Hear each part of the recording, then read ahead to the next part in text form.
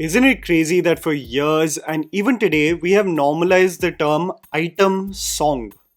Item essentially defined as an individual article or a unit, an object basically, has been a part of Indian cinema for decades. What was once a means to be a break in the screenplay, a celebration of song and dance as the woman is the object of desire while being surrounded by havas ke tadapte hue mard, over the years has been heavily criticized for its mere existence, but still has a means to creep in every other commercial movie of today. As Pushpa 2 is about to release and is being heavily marketed with its posters, the one news that actually garnered the most eyeballs has been on which actress is going to be in the item song with Allu Arjun. Isn't it crazy on how the hype around an upcoming film, which is slated to have one of the biggest openings of 2024, is less about the possible storyline and its theories and more about which actress has been signed for the dance number. Literally articles about Shraddha Kapoor signing on, not signing on,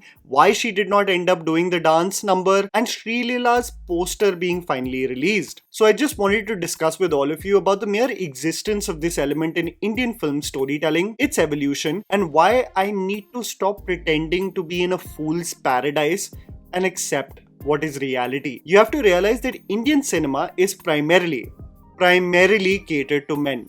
With over 70% of the theatre going audience being male, not only do the heroes and their presentation cater to the audience, but even the heroines and their presentation is designed around the male gaze. Many decades ago, other than the parallel indie cinema movement, women were mostly restricted to being the damsel in distress.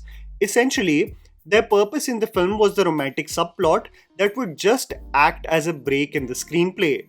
A refresher as the hero takes a break from his ultimate goal. This would be coupled with carefree song and dance numbers, and many times the subplots would be abandoned in the second half of the film. What's sad also is that many films of the 80s and 90s that focused on issues faced by women mostly dealt with acts of abuse played out on screen, and for the women to eventually seek for revenge.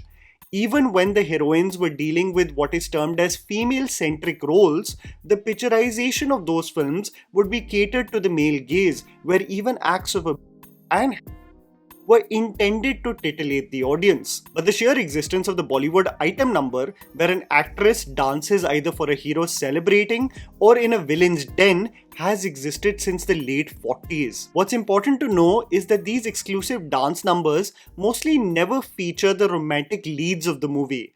It's almost looked down upon as the actress performing the dance number is representative of lust and is purely an object of desire, whereas the romantic lead is considered to be more pious and pure. If one was to really look at the history of item songs, one equates it to the dance numbers of actress Cuckoo in the 40s and 50s, which were mostly performed in cabarets. This was of course followed by the iconic Helen in the 50s, 60s and 70s, adding the spunk to the commercial Bollywood films with her energetic moves. People say that a Helen dance number would actually influence audiences to step into the theatre. The 70s and 80s would also find the likes of Bindu and Aruna Irani dancing to the tunes. As the years passed by, the clothes the women wore also became more scantily clad, with low-cut blouses and the coatis of the villains, all intended for the hooting and cheering of the audiences as the villains licked their lips in lustful desire. The most iconic, in my opinion, to really have an impact with these dance numbers included the likes of Praveen Babi and Zeenat Aman, also making me conclude that the industry restricted these dance numbers to women with more anglicized features. And it would be in sharp contrast to the leading ladies of the film, who would be far more conservative both in demeanor and the clothes they wore. This became such a regular feature in Indian films that nobody was batting an eyelid on its social context and its acceptance of gender roles. In the 90s, seeing the likes of Sonali Bendre doing a song in Bombay, Urmila Matondkar dancing on Chamma Chamma in China Gate, Shilpa Shetty dancing to Main Aayi Hoon UP Bihar Lootne, Isha Kopikar getting a big break with Khalas, Lara Datta getting the same with Aisa Jadoo Dala Re, it became essentially the template of the movies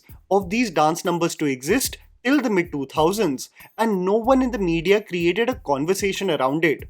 And when no one is really complaining, nothing changes. So much so that there were literal careers made by just featuring an item songs in movies. If it was Helen back in the day, it truly was Malaika Arora in the 2000s and early 2010s. Chaiya Chaiya may be the conservative start, but if you see her songs that include Mahi Ve from Kante, Ik Wari Takle from Bichhu, Sone Ke Jaisi Hai Meri Jawani from Maa Tujhe Salam, it was just not restricted to Hindi cinema. She would feature in a song in the Mahesh Babu film Atidi and created more rage with songs like Hot Rasile and Munni Badnaam Hui. The criticism, however, of the medium and women being reduced to just blatant displays of their bodies, all masked under the guise of an entertaining dance number, is fairly recent. See, movies also are an extension of the reality around us. The existence of dance bars and their thriving business was rampant in the 80s in Maharashtra. When you look at films like Chandni Bar and Chameli in the early 2000s,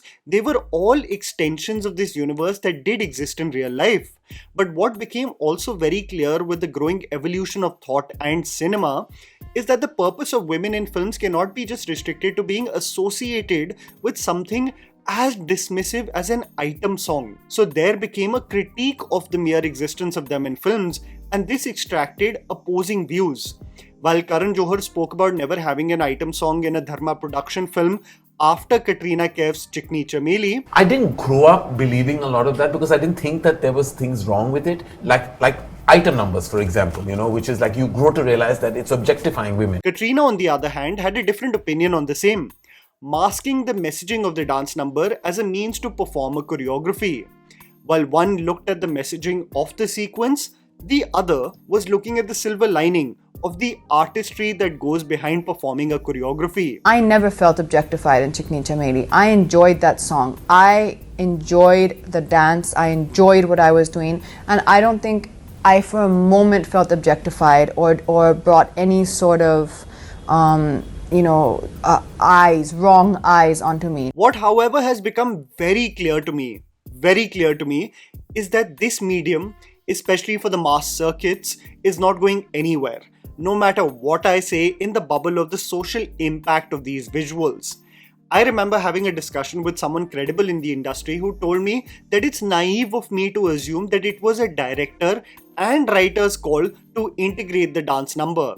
What's become clear is that now these songs are used as marketing tools to sell a film, so its integration within the screenplay is almost immaterial. Look at the case of a film franchise like Aranmanai and how it is sold with Tamanna and Rashi Khanna. The songs are just ways to titillate the audience as the actresses show off their midriff. But it's a horror comedy, so the dance numbers are just a means to be thirst traps to lure the audience to buy tickets. Most people assume that Nora Fatehi and her career started with Hindi film dance numbers.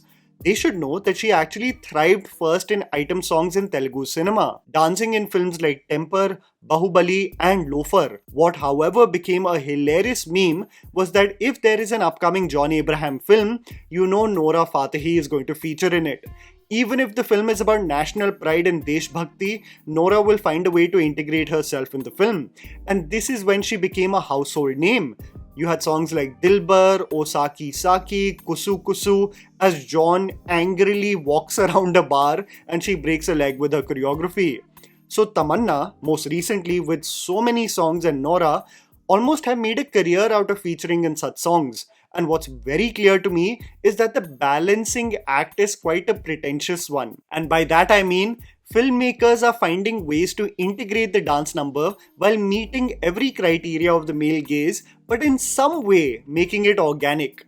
By this I mean, if O Antava exists, one of the main reasons for there to be hype for Sreeleela's dance number is actually the massive success of O Antava with Samantha. But the lyrics are a commentary on the male gaze. So I leave you with this conflicting feeling that I may present a dance number with an actress who is scantily clad and is of course surrounded by a den of men lusting for her. But hey, the lyrics are a commentary on this objectification, okay? So it cancels out. Similar to Tamanna's integration of Stree 2 with Aaj Ki Raat. Hey, I know we are catering to the male gaze with Tamanna obviously being dressed and dancing in the way that she is, but hey, she also gets abducted by Sarkata, okay? So it's excused. If Lokesh Kanagraj can convey that he was forced to shoot a Na Ready in Leo because the producers were panicking on how they will sell a film without a Vijay dance number, so it just tells you that it's a means to sell a film prior to its release.